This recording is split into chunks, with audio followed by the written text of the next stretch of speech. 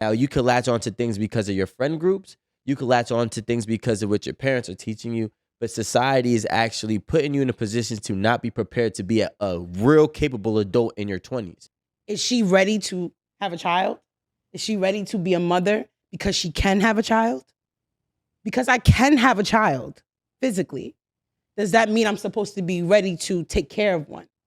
I'm supposed to snap into a role of saying, I know what to do, to how to take care of a household. I'm going to tell you, at the big age I am, right?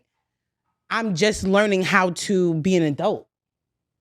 And it doesn't come from bad upbringing. I had a 2-parent home. My parents owned their home. I was showed home ownership. I was showed have good credit. I was showed go to school. I was showed all these things, right? And this is how you take care of a man. This is how you take care of a household, because someday you will be married, right? This is what's instilled in my household. But it's a lot different when you are the person that you got to physically do it now. Everybody can tell you how to be a great dad.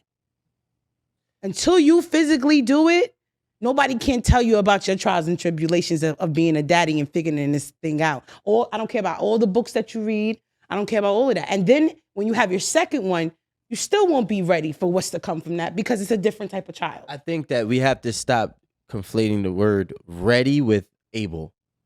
You're never going to be ready for what life is going to be handing you, especially when it comes to having a child, especially when it comes to getting married.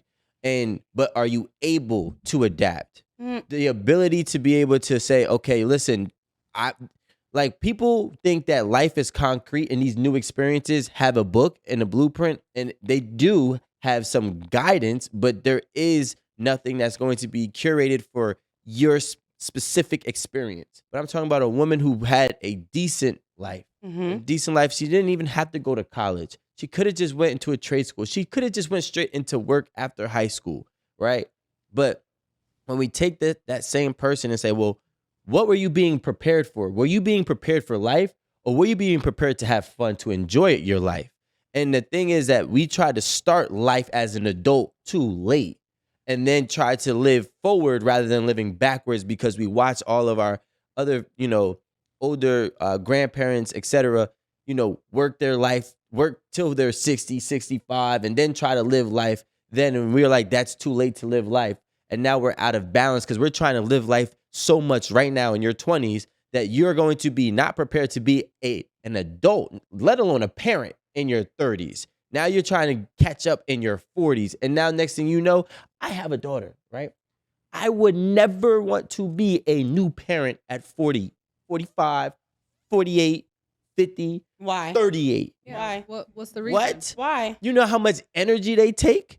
Do you know how? Well, I mean, no, you don't. But they take so much energy. No, I They do. take there's no sleep. Like, yo, I can. So the younger, the better. The younger, the better. Younger, the perfect. It's case by case. I feel like it that's is case not. by case. Your No. child is not. Yo, listen. My daughter is 3 years old right now. Why are you tired at 40?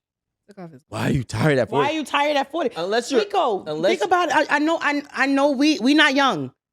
You know you're not gonna be old and tired at 40. So why you even promoting that? I am tired at 31. No, you're not tired. Yo, listen. When we're talking, and honestly, I have a more fortunate life than I would say 85% of men in this country, where I don't have to go to work 9 to 5.